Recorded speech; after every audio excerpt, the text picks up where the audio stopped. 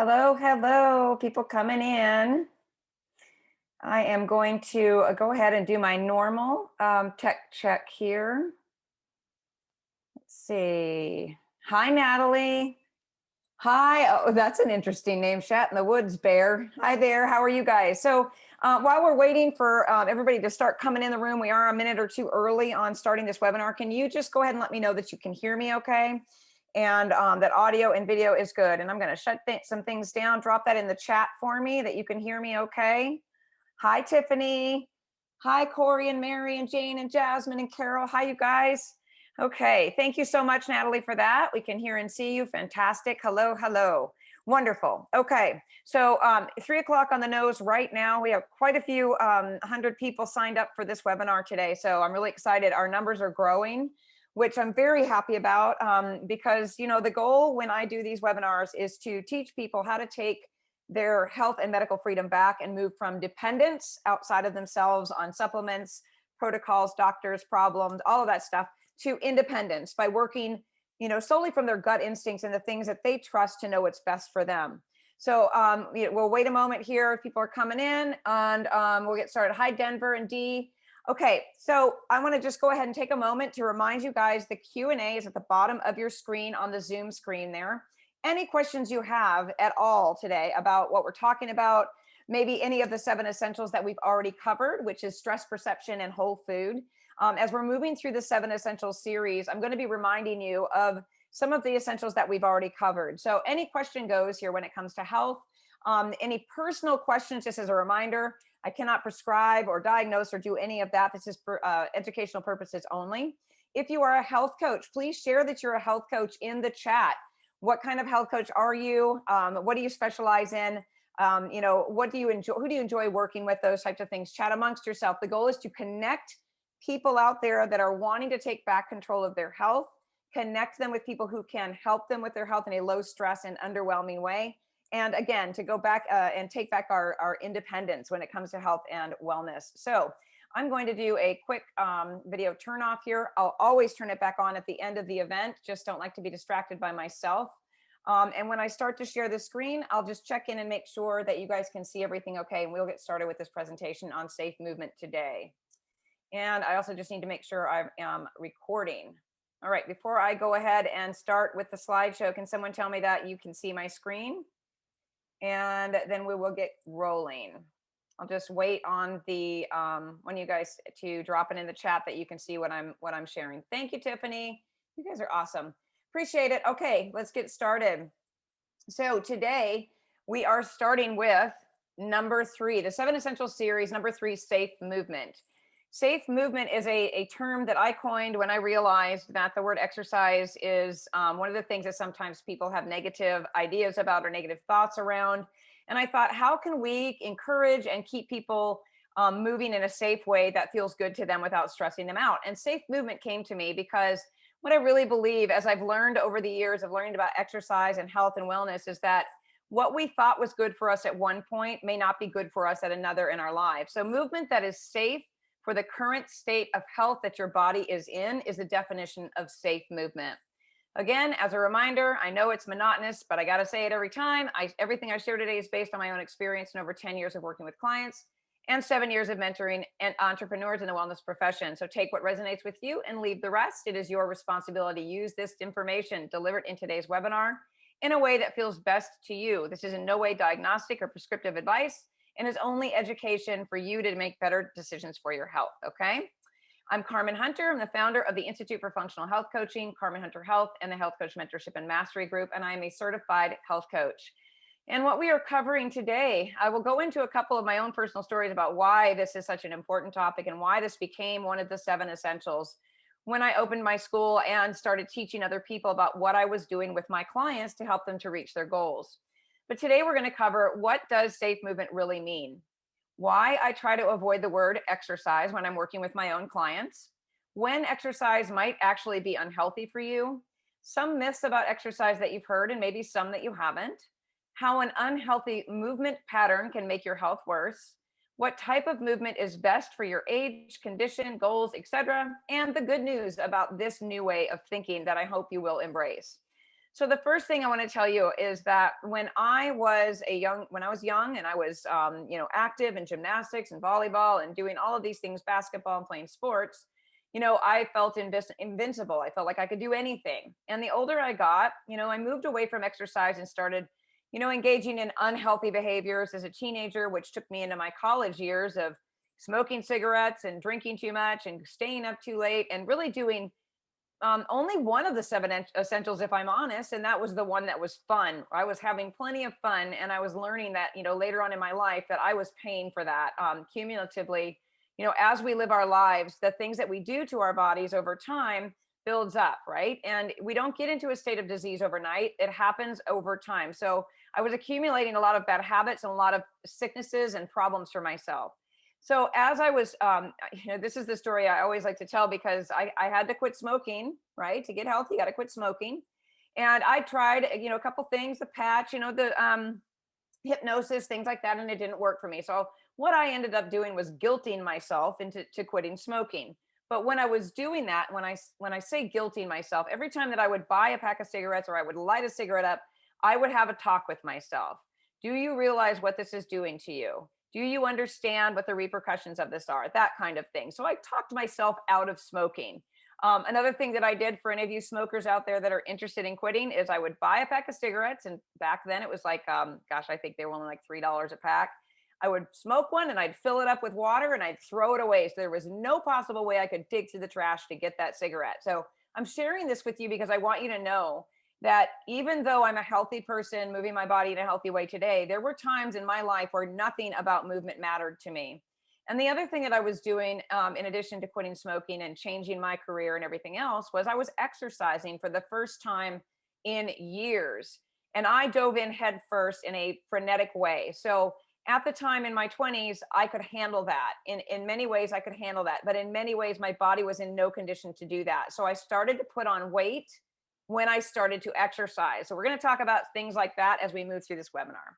So once again, we're going to talk about safe movement versus exercise. Movement that is safe for the current state of health your body is in versus exercise. And these are my own definitions here, you guys. Bodily or mental exertion, especially for the sake of training or improvement of health.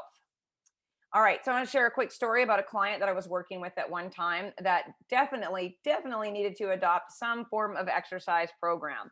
But she told me that she was allergic to exercise. Now, I'm going to share this with you guys because when I heard this, I was like, okay, come on. Who's allergic to exercise? And then, I didn't say that out loud. Of course, in my mind, I was thinking, is this really a thing? So I said, tell me a little bit about what you mean when you say you're allergic to exercise. And she said every time that she even thought about going out for a walk or doing anything that related to exercising, she would break out in hives and get like an itchy rash all over her body. So in the summertime, can you imagine, going out in the heat when you're covered in hives, doing something that you hate, right? So I'm telling you these things because I want to give you some hope. If you're a person that doesn't like to exercise, maybe you're a person that just hasn't found something that works for you, there is going to be something in this webinar for you. So when we talk about it, we have to remember that exercise can be a source of stress for people. So when I teach my coaches, I like to say using the word safe movement doesn't feel as stressful inside to some people as the word exercise, right? Because the mentality of people when it comes to exercise is that we have to spend lengthy hours on a treadmill, we have to hire a trainer, we have to train for a 5K, we have to learn how to do something difficult, and that takes a lot of time just to get up to a foundational level of physical fitness and health. And that's just not true. So here's what you get when you change your mindset to a safe movement mindset. So the benefits of shifting the word are are these, right? Well, it relieves stress. Doesn't it feel better to think about moving safely as opposed to exercise, right? It encourages us to listen to our intuition. It gives us permission to relax around the demands that we put on ourselves. Guilt, anybody feel guilty if they don't exercise? Because we're going to put an end to that today too, I hope. So it's an individual thing. Benefits of this mindset is that it is an individual thing. You don't have to lump yourself into the group of people who go out and, kickbox every day or go for a run or any of those things. Removes the pressure about what we should do and opens our mind to other things that we can do to stay active. So when is exercise actually unhealthy? And I know that it's hard to believe because, we always need to be moving our body. And I'll say this a couple times through this webinar. I'm not saying don't move your body. I'm not saying, that we should be sedentary beings sitting on a couch. I'm saying that there are times that it is not healthy to actually exercise. So we're going to talk about a couple of those here. So when is it best to just kind of chill out, right? After surgery. This was a hard lesson for me, because I thought I could just bounce right back after having a hysterectomy. I thought, well, I feel pretty darn good until I actually tried to do something physical. And I got the wake up call as I crawled back to the couch and crawled back on the couch thinking, okay, maybe I should listen to my doctor's orders about taking 6 weeks off, right? This was the time I like to tell the story where I really had to learn that my body was giving me messages and it was time to listen and to pay attention. And I also got through the entire show Breaking Bad during that time. So let me just share that with you. I had to force myself to watch television just to sit still. So another time to have to just chill is after having a baby. The pressure that is on women to lose baby weight is absolutely insane to me. And it's not only from, the media showing pictures of someone who just had a baby and she's back to her pre-baby weight, which is, I can't even, that even makes me mad to see. But the pressure we put on ourselves to lose weight after our body goes through something so magnificent as having a baby, women are immediately thinking, how can I get back to my original baby weight? How can I get thin? When in reality, what you're supposed to do is just relax and enjoy the time that you have with that newborn baby. The weight will fall off eventually. I promise you it will. Okay. During times of extreme emotional and mental stress. And we're going to talk a little bit about why that's important later on in this slideshow. When you're injured, right? So we need to learn how to chill out when we're injured. Again, I like to share personal experiences because I have quite a few. I am a person that is a big go-getter. I usually don't have a stop button. I had to learn how to push that stop button. But I went for a run as a weekend warrior one time, and where I hadn't been running for a while, and I had 6 fractures in my foot by the time that 6-mile run was over. So then I decided I thought I'd go try to do it again the next day. So when you're injured, pay attention to your body. When you feel run down, and I'll go into that a little bit more in a little while here because it leads right into this next one where it's when you feel like you have to have an energy drink to move. So we have to listen to our bodies. I'm going to keep saying that over and over again with everything when it comes to the 7 essentials. It is really a tool to learn all of the essentials. It is a tool for you to learn how to trust yourself, dig into your own intuition and instincts, and start paying attention to what your body is telling you. So what can we do during these times when we're not out there, running and training for marathons, or we've been injured or we've had surgery and we just don't want to be sedentary, which I don't recommend, right? So gentle things like Tai Chi, gentle yoga. And I don't mean, hot yoga for 90 minutes where you're bending upside down, looking at the person behind you between your leg and stressing out. Okay. I'm talking about gentle yoga that's moving the body and increasing oxygen and blood flow through the body. Same thing with stretching. Natural movements. Natural movements are just things that you're doing throughout the day that may not be intense and cause stress to the body. And then walking or meandering. And yes, I'm saying meandering. And I've shared this story many, many, many times. Any coaches that are on with me right now have probably heard this. But, I've had a client before who had exercise intolerance. It's a very real thing. So I talked earlier about allergy or an allergy to exercise, right? Allergic to exercise, which is a emotional, mental reaction or that created a physical reaction. So the thought created the physical reaction in the body. And what was happening with this person with exercise intolerance was she would try to do the smallest thing, like a couple of squats, maybe some planks or something like that. And it would literally put her in the bed for a couple of days with fatigue and inability to move in any way besides just walking to the restroom or eating. So why I'm sharing that with you is because when I suggested to her that the only thing that she could tolerate at that time might be just literally meandering around the front yard without purpose, that was something that helped her because what it did was it lowered her stress hormones. It kept her body moving. It kept her feeling like she was actually doing something. And it made a real difference with the exercise intolerance as we uncovered why that was happening for her. Very real thing that you can be so deconditioned or so adrenally exhausted Thyroid could be having problems. Things can happen where you just can't tolerate any kind of exercise. And let me put this little disclaimer in here as well. Is I'm going to say it probably another time here, is follow all your doctor's orders, you guys, when it comes to injuries, surgery, having a baby. Really listen to what they say to you about recovery. Okay, so what have you been told about exercise? Oh my gosh, the myths over the years. I mean, from the time I remember putting on my first pair of Jane Fonda leg warmers to my last CrossFit endurance class a couple years ago, have I done it all? I've tried it all. And we have been told so many things that just aren't true about exercise. I'm going to share a couple of those things with you guys today. So, some exercise myths. Move more, eat less. I have heard that so many times from my clients where I've said, well, what does your doctor say? When they said they can't lose weight, I've said, what does your doctor say? Well, he said I should just need to move more and eat less. And in reality, the people that are really trying to lose weight and making the effort are the ones that are doing everything they can when it comes to movement. And that to me is just an insult. Calories in, calories out. We talked about this in the whole food webinar 2 weeks ago. Calories burned are determined by the current state of health you're in, your age, your fitness level, and so much more, your hormones, all of it. So calories in and calories out it's just a big myth, unless you're highly obese and being watched over by a physician when you're doing this particular food plan, okay, watching your calories. And remember, you cannot outrun a bad diet. So when they're saying, move more, eat less, it's not about that. It's not about that. No pain, no gain. Worst advice ever. And I subscribe to this big time. So I'm saying if it hurts, don't do it. Post-exertional muscle soreness is totally normal, right? The delayed onset of muscle soreness, but pain is not. Lactic acid buildup causes soreness. No, that's not what this is from. Muscle soreness comes from small tears in the muscle post-workout. So as your body repairs those little micro tears, it actually is building back stronger tissue, stronger muscle. So, if you say, well, I've got too much lactic acid, I can't work out, I'm too sore, that's not why, okay? Lengthy cardio is best for losing weight. Actually, short bursts of cardio are healthier than lengthy runs and training sessions.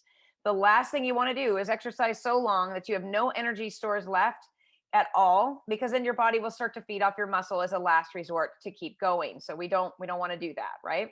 Cardio is the best way to lose fat. Well, not necessarily, because you absolutely have to have lean muscle to burn fat, okay? Lifting weights will bulk you up. This is kind of for the ladies here. I'm living with two boys, a 16-year-old and a 20-year-old and 21-year-old. And I'm telling you, I've never seen so much food eaten. I've never seen so much protein drink made and so much working out. And it's all this conversation, the banter that goes on between boys. Look at me. I'm all, I'm getting all swole. I'm getting all big, all that. Okay, guys, yes. Ladies, no. Lifting weights will not bulk you up. Now, if you're carrying excess fat on top of those muscles, you may look a little bigger, but this is a myth. Okay, rest assured. You can spot train your trouble areas. Now, there's some new, research out there. People are saying that you might be able to do that, but in all reality, the best workouts are working your entire body as a whole, so that you're getting that full benefit of blood and oxygen moving through the body. You're giving everything the opportunity to work together. You shouldn't eat before exercise. Well, not necessarily. Being in a fasted state means that you have very little fuel left over from the dinner before or whenever you last ate. And this is not healthy for a great deal of people today, right? We need the energy to keep up with physical demands. And it just goes on and on. I mean, I could have probably done 4 slides about exercise myths. There was so much information out there about this. So these are some of the basics that I've heard over the years of working with people. So what happens if we push through an exercise when we do not have the energy to exercise? Before I move on to the next slide, I just want to repeat, if you have any questions, put it in the Q&A below and the bar below on your screen. And then in the chat, tell me where you're from and how you got here or how you heard about these webinars, and actually love to hear if there's something else. Are there other topics that you want to hear about? Because I'm willing to do a webinar on anything. Once we finish this series, there's going to be a lot more to learn. Okay, potential side effects of exercising when your body isn't healthy enough to do so. Potential injury to unhealthy tissues, tendons, and more. Very real right here, you guys. These are very real side effects. Adrenal issues, otherwise known as or called adrenal fatigue. Cravings can increase as neurotransmitters become imbalanced, and you'll start to crave sugar and alcohol and that dopamine hit we're searching for, right? Loss of libido, cognitive difficulties, sleep disturbance, hormone imbalances, neurotransmitter imbalances, which we talked about on the stress webinar, and weight gain. So a couple of things about these side effects and symptoms here that I want to share is this. So when we're sleeping, and I talked about melatonin and cortisol when we were talking about stress and things like that and how it affects our sleep to be stressed out. One of the things that I have seen is one of the biggest mistakes is when people get off work late at night, 5, 6, 7 o'clock, and they head to the gym. So remember, and if you didn't attend before, this might be a reminder for some of you, but cortisol is the hormone that keeps us going throughout the day. It wakes us up, it keeps us, motivated, it keeps us going throughout the day. And as the day progresses, it declines. And as the evening starts, melatonin comes in. Well, if you are exercising late in the day, you are going to confuse those hormones and you're going to start seeing, and now I don't know how long it will take, everyone's different, right? But you'll start to see sleep disturbances in the way that cortisol stays elevated after you exercise, and melatonin takes longer to come in and kick that cortisol out so you can fall asleep. That is a miserable, miserable feeling when you're laying awake at 1 o'clock in the morning. You had a great workout, you're getting up to start all over the next day and you can't sleep and you don't know why. So let me remind you of this, you guys. It is cumulative. These problems don't happen just because one day you worked out at night and you're like, well, I felt great. I slept great. This happens over time. So, if you're a person that's been working out in the evening for the last couple of weeks and you say you feel fine, there's no problem, 6 months from now, your body, this may catch up with you, and that may not be the truth for your body then. So I'm just sharing this information, trying to help you guys to, have more effective workouts that make more sense, and to be able to help you with, the sleep, of course, because that's going to be the fourth essential that we talk about next time we meet on the webinar. But we have to talk about the adrenals here. And let me get a drink of water. And we're not going to go into it too much because this was talked about during the stress perception webinar. But these are the things. So the adrenal glands, these little guys right here that look so tired, they sit on top of your kidneys. They are involved in all stress responses, and they're a messenger that things are or aren't too much for our body to handle. So when we overstress ourselves with any of the things on this image right here, and our adrenals can't keep up, exercise is one of the things that goes first. Your body will physically feel like you cannot do anything else. So I have had times where my adrenals have been absolutely exhausted. And, I thought, well, I can just ignore them and I'll just keep on going, right? Kept the work schedule up, kept the exercise schedule up, did all the things normal. And then all of a sudden it just couldn't do it. My legs felt heavy. I started to put weight on around my waist. I did not have the energy just to do the things that I wanted to do. My motivation was low and my neurotransmitters started to just tank. Everything started to change. So as a reminder, I'm not saying to stop moving your body. I'm just making a suggestion that you might look at it, moving it differently and more appropriately for where you are today. So again, the benefits of moving in a safe way: less stress on your physical body, less stress mentally, no more I have to mentality, right? Oh, I have to go to the gym. More I get to mindset. One of the fantastic things that I loved about changing my exercise routines is that I had so much more time and I lost weight. So, and I'll talk about that a little bit in a moment, but just remember this: your body changes as you live and as you age, and so should your exercise routines. One of the biggest mistakes people make is thinking everything should stay the same as we age. I'm guilty of it. I remember thinking when I was in my 30s, before I had my baby, that my body was starting to change. And I kept thinking, what is going on? Back when I started exercising again, this did not happen to me. So we get stuck in this thought process, right? That I should be able to do in my, 50s what I did in my 20s. So I'm sharing these pictures here, not because I'm saying that these people walking with the poles, which is a fantastic cardio workout, by the way, and very good for you, can't do weights like these little guys down here in the corner, or can't run like this guy up at the top. I'm just saying that, as we move through, these different stages in our lives, we need to keep in mind, and we need to be graceful. It's a word I like to use when I'm talking about the 7 essentials across the board. Give grace to ourselves about where we are in our lives today, and be kind to ourselves and listen to the things that our body is telling us. This works for me now. It worked for me then, but may not work for me now, right? So again, there's no one size fits all in anything related to our health choices. Nobody should be exercising a certain way because a friend or family or anyone else tells them to. What works for one doesn't always work for the other. And again, the theme of all of these webinars, and the reason I started this series is because I want you to trust yourself. This is part of moving from dependence to independence. Remember, we're working on taking back our health freedom so that we don't have to depend on anything outside of ourselves to decide what's best for us. So, what types of exercise are best for us? Well, they're best for you. That depends. How old are you? How healthy are you? How much time do you have? What do you enjoy? Age truly matters here, you guys. And I want to say this again because we're talking about, our tendons and our ligaments, our bones, our joints, our mind, our adrenals, our thyroid. Those things they age as we age, right? So we have to keep that in mind. I tore my meniscus a couple of years ago.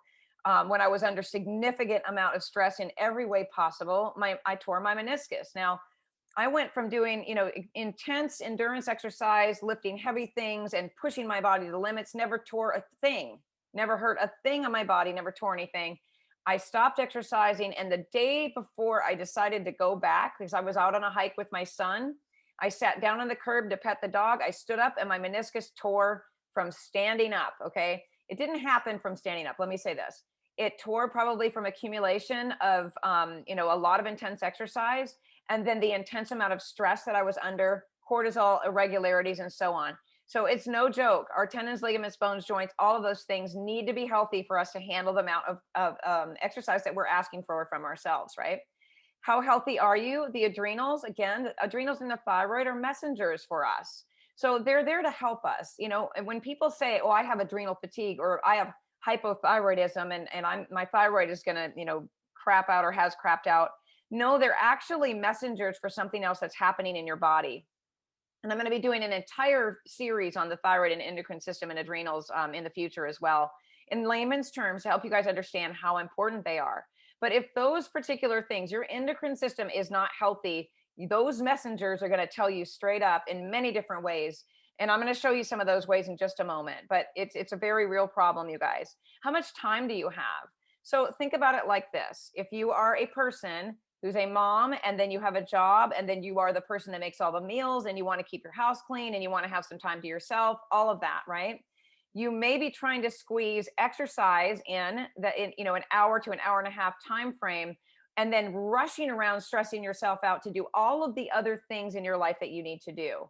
And I can tell you when from my own experience, again, when I took my workouts from driving to the gym, which is 20 minutes there, the workout was always an hour, a little bit more, driving home 20 minutes, and of course, getting ready from the day. So 2 hours total for the transportation to the place I was exercising and all of the things that went along with it. I started working out 14 to 16 minutes a day. I cannot believe how much more time I have and how much less stress I feel around that. And then again, what do you enjoy doing? What do you enjoy? I mean, some of the things that I used to do and continue to do, I hated it. I really, truly hated it, but I kept doing it because I thought, well, this is going to get me where I need to be. And it didn't. Most of the time, those things that I didn't enjoy did not get me to where I wanted to be. So there's a lot of things to choose from here. You can choose from any of this list of exercise. I could have filled several slides with this as well. So CrossFit, cycling, walking, right, with and without poles, hiking, high intensity interval training, yoga, MoveNat. So MoveNat is one of the things that I had actually thought about being certified in. MoveNat is a fantastic way to exercise. It's about moving your body naturally out in the world. And it's really awesome. So if you haven't seen it and you live in a place where there's a lot of outdoor things to do, see if there's a certified MoveNat person there, a class or something like that if you enjoy being in the outdoors. Kickboxing, bar, Pilates, tennis, and so on and so forth, right? But actually, in all reality, in the last, I would say, year, what I've discovered is my favorite movement is functional movement through daily activity. So what does that mean? That means like I actually enjoy like just doing things that you normally do, hauling mulch, lifting heavy things. I don't get to garden anymore because I don't have a garden. I've got containers that I garden with, but doing things with walking the dog, even doing simple things like lunging through the neighborhood when I'm walking her, functional movement, things that you need to do every day through your daily activity. You don't have to be lifting dumbbells to be building muscle. And I don't know if there are any moms on here right now, but I'm the mom that goes to the grocery store and I spend anywhere from $250 to $300 every time I go. I told you guys I was feeding boys, right? So when I walk in, I don't know about you guys, but when I walk in the house with groceries, I will not make more than one trip mom. And I have not garbage bags, grocery bags hanging off my arms that probably weigh 20, 25 pounds each. And I walk with those from the driveway all the way into the house. That counts for something. So just remember, anything you're doing when it comes to lifting things, I clean my floors on my hands and knees. I'm in a plank when I'm cleaning my floors. Those simple things all matter. They all matter. But most importantly, let's mix it up. No matter how old you are, variety is always key. Your body is going to adapt to the movements that you do. So if you are a bodybuilder that throws around dumbbells and you don't do anything else, you don't do burpees, you don't do anything functional, you don't do any stretching, kettlebells, anything like that, your body's going to adapt to that. You guys have all seen those bodybuilders that they like those big shoulders, big arms, and then they have the tiny little waist, those big legs, and their calves are the size of pencils, right? Like you can look at people's bodies pretty much if you're skilled enough at it and tell what is their favorite exercise. This is why you see a lot of very, very thin runners, right? Very little muscle mass, very, very thin. I have a lot of people in my life that I used to know from when my ex-husband used to do Ironmans. Very, very thin people, very little muscle. As we get older, we absolutely need to build muscle to maintain our bone health. It's so important. It is so important. So mix it up. Variety is key here. So check in with yourself for a minute. The first thing you do when you're working on changing your mentality around exercise, well, the first thing that you should do, in my opinion, is to check in with yourself and ask yourself some exploratory questions about what does this mean for me? So when we're done with this webinar, if this has resonated with you at all, maybe tomorrow morning you wake up and maybe I'm ringing in your ear a little bit about, you're about to go off to the gym and do a kickboxing class for 90 minutes. I want you to check in with yourself and ask yourself some questions. Has what I have been doing been working for me? Okay. So this is very similar to the whole food webinar I did where I said, if something works for you, you wouldn't have to do it again. Remember when I was saying that I had a friend who said, well, Weight Watchers works for me, so I'm going to keep doing it over and over again. Well, if it works for you, why are you having to continue doing it?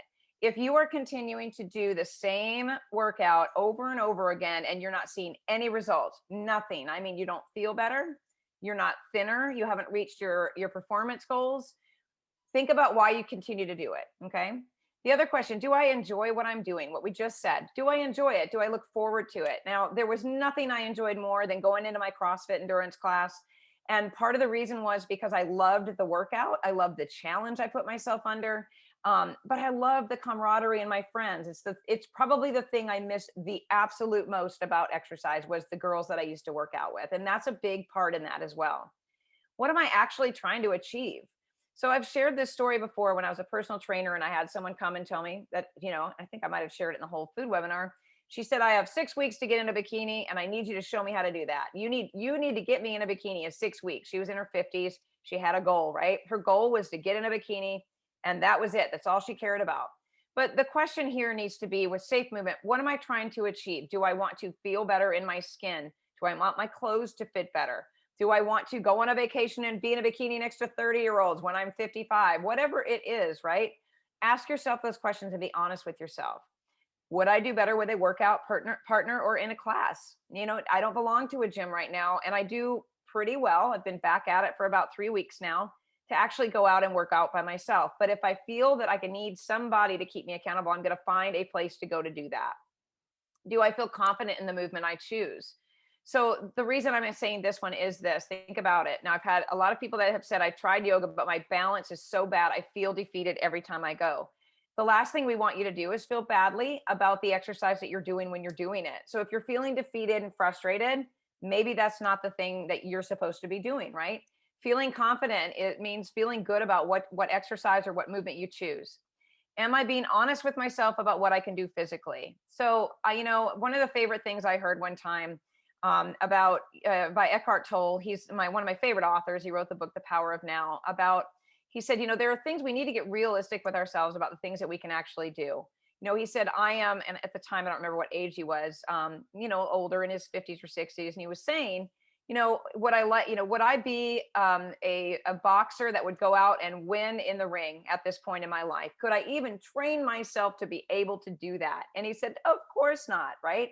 So be honest with yourself. If you are in your 60s or 70s and you had knee replacements and a hip replacement, or you've had something happen that has, maybe altered your physical being a little bit, would you really want to go out and train for a marathon? Do you really think that that is something that you want to do? Right? I'm not saying don't do it. I'm saying being honest with yourself. Be honest with yourself. Okay. Am I being kind to myself? Are you pushing yourself to do anything just because you feel like you need to, I don't know, live up to something, look a certain way? Are you pressuring yourself? Are you guilting yourself into doing the exercise? It's not good to stress yourself out. We're going to talk about that in just a moment. Do I have the energy to do the activity that I am considering? Okay.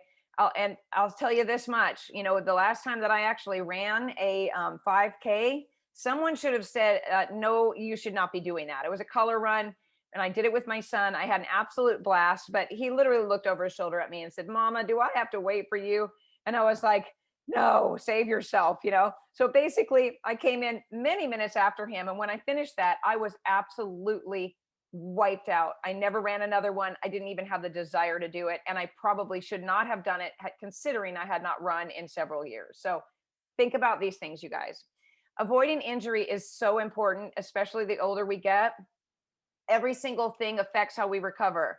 If you don't have enough estrogen, it could lead to the injuries to your tendons, your ligaments, etc. If you don't have enough testosterone, it can cause lack of ability to build muscle.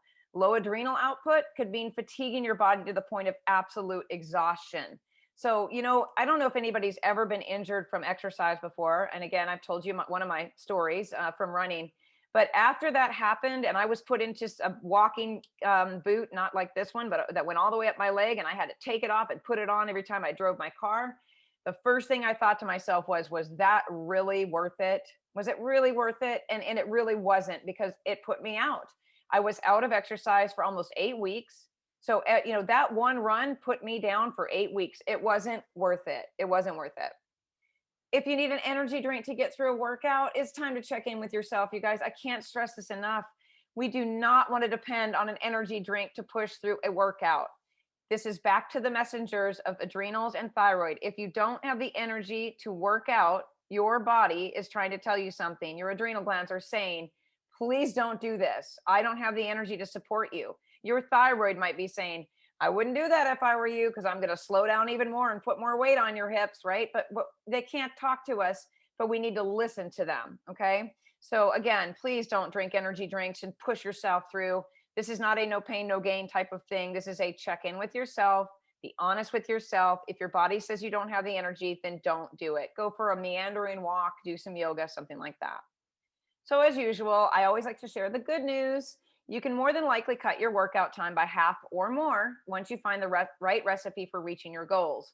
Just by cutting out 3 days of exercise a week out of 7, like I cut it by 3. I was working out 4 days a week. I lost body fat, and it took absolutely no time at all. I think it took like maybe 4 weeks, and my clothes started feeling differently. I reduced my exercise and I lost weight. And I'm not lying about that. I'm not selling you anything. I'm telling you the truth. That is what happened. You can lose weight by doing less. So remember, when you overtax your body with exercise, it's not prepared to handle it. It's going to go into survival mode, hanging on to fat, sending a message that you're about to overdo it once again. And then things like this come in: depression, female facial hair or balding, poor skin healing, irritability, menstrual abnormalities, blood sugar dysregulation, decreased bone density, high blood pressure, muscle wasting of arms and weakness of arms and legs, obesity in the abdominal area, thin skin, decreased libido, concentration, acne, all of those things. Okay. So this is what can happen when your cortisol goes too high from those adrenal glands trying to keep up with what you're doing. Fat gets deposited as you keep on going. Cortisol then will get depleted, and you will not be able to keep up at all. So low cortisol can cause mental and psychological ailments like depression, faintness and dizziness, constant fatigue, inability to cope with stress, emotional hypersensitivity, muscle weakness, heart palpitations, anxiety, dull lower backaches, headaches, constant cravings for salty foods. Remember, in the stress perception webinar, I talked about how the adrenal glands love salt and vitamin C, right? Nausea, diarrhea, vomiting, insomnia, dark circles around the eyes, and other things as well, you guys. So this is a good little image that's just very simple that shows you what cortisol is and all of the things that it affects. So at the top, and I'm not going to go over every one of them, but at the top is your circadian rhythm. That's what we talked about, and we're going to go into when we talk about sleep next time we meet. Is that the circadian rhythm again is when you get up in the morning, the sun comes up, your cortisol goes up, you rise, you're ready to get the day started.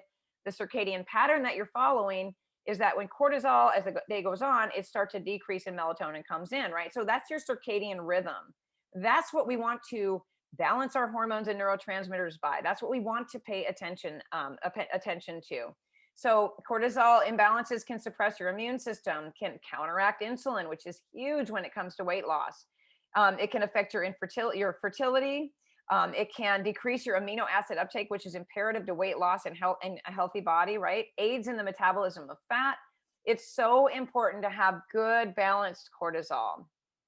So as a reminder, don't forget the first essential is stress perception. And again, if something stresses you out to think about it, it probably isn't a good idea. So if you're waking up and you're like, oh gosh, I'm meeting those girls to go for that run today and I don't want to go, and your whole body feels like, please don't go, then you probably shouldn't go, right? This is why all 7 essentials are key to a healthy mind and body. And again, we talked about the second essential, eat whole food, right? What you put in your mouth affects everything. And I used to have this saying, 80% of what happens to your weight is what you put in your mouth. And then 20% is how you move or whatever. But now I really say it's all of the things that we've been talking about today. You could be moving your body intensely 7 days a week, but you cannot outrun bad food choices, no sleep, stress, trauma, disconnection spiritually, not having enough fun. You just can't do it. All of these things are so important.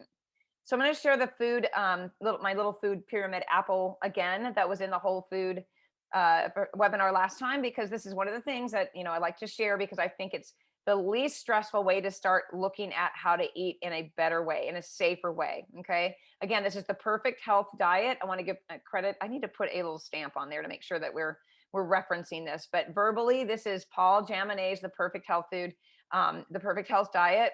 He has a great book on it and a great website on it. Check it out. If you're just new to how to eat healthy, it's a great place to start. But then what else can you do to begin the process of change? Listen to your body, listen to yourself, listen to your instincts. Get enough sleep. Again, this is the fourth essential. We're going to talk about this one next time we meet. Get an accountability partner. And I'm not talking about that one who calls you in the morning and says, I don't want to go. And then you go, me either. And she says, let's go to Starbucks. And you say, me too. Okay. I mean an accountability partner where one of you is always going to be the one that, is the stronger partner, right? Find someone that is going to hold you accountable. So when you don't feel like going, she or he is going to say, you know what, me either. I don't really feel like it either, but let's just go do 30 minutes instead of an hour, or let's go do 20 minutes instead of 30. Let's just move our bodies, or let's choose a different activity today. So we actually do something, but let's not skip it, right? Really important to have. Set realistic goals for where you are in your health, where you are in your age and the activity and the time that you have to do it. Explore the outside the box ideas for movement. So if you've got, back when I lived in a much larger house with a lot more property and a lot more work to do, my workout during the day in the afternoon, just to get outside and get the vitamin D, was to garden, weed eat, hedge trim. And I'm talking about some with a big, heavy hedge trimmer, right? Pressure wash from the driveway, do all of the outside things that I could possibly think of doing, mulching, hauling river rock, all of that stuff. And I always was exhausted, but felt so good at the end of the day doing those things because I wasn't pressuring myself to keep up with the class. I wasn't giving myself a hard time for skipping a run or anything like that. So look outside the box, you guys, for ideas about movement. And then, of course, again, trust yourself. All right. So the 7 Essentials series, we're going to wrap up here. We've covered stress perception, whole food, and today sleep. Oh, shoot, I got it backwards again. Safe movement. I need to fix this slide. Some of you are probably like, gosh, Carmen, didn't you do that last time you said that? I'm going to go in and move them around. But next time we will meet, we're going to talk about sleep optimization. I'm going to talk to you about insomnia and what it really is, the ABCs of how to get more Z's. We're really going to dig deep into sleep because it's one of the places that most people don't understand. That's where we recover. That is where our bodies recover and where we are able to regenerate everything inside of us to start over for the next day. Okay, so if you have not checked these out yet, you guys, I'm gonna copy these and put them into the chat. If you have not checked these out yet, it'll take me just a moment. These are your tools for your power toolbox for independence, your lab help, your lab work. If you just want to order a vitamin D lab, it's less expensive to go out and do this if you don't have insurance, and it's less of a pain in the butt if you don't want to go to a lab where you have to deal with wearing a mask or getting a something from your doctor to get a test done. Then you've got your lab test analyzer. You take your labs, you drop them into the analyzer, and it tells you exactly what's going on with you. Okay. And then, of course, my amazing board certified health coaches who are also certified. Many of them are also certified in Shape Reclaimed, which is an anti-inflammatory program that is based on whole food. These are tools, you guys, that you can add into the other things I've shared with you. Having that glucometer in your medicine cabinet, having the blood pressure cuff, the pulse oximeter, having the thermometer, all of those things at home that are going to allow you to not run out to the doctor the minute that you start to have some symptom that makes you a little bit concerned, not have you running to Google, Dr. Google, which you shouldn't be searching there anyway, because it's all conventional now, asking, what does this mean, right? You have tools at your fingertips right now that can help you to feel better about your health, about the fact that things have changed in our world today and that you need to be more independent and have more freedom. It is absolutely imperative that we take responsibility for ourselves.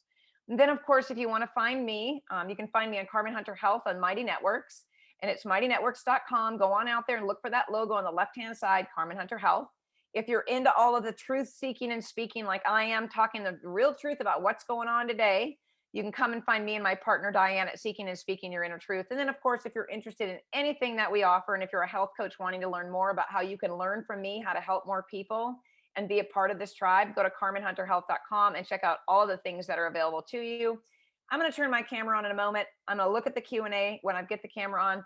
But as always, thank you. I know a lot of people drop off after a presentation, so I don't like for anybody to leave without hearing my words of gratitude for being here and being interested in taking charge of your health and taking back your health and medical freedom and moving from dependence to independence. It is imperative that we show the powers that be out there that are in charge of all of the stuff that's happening to our world today, that we are capable and able to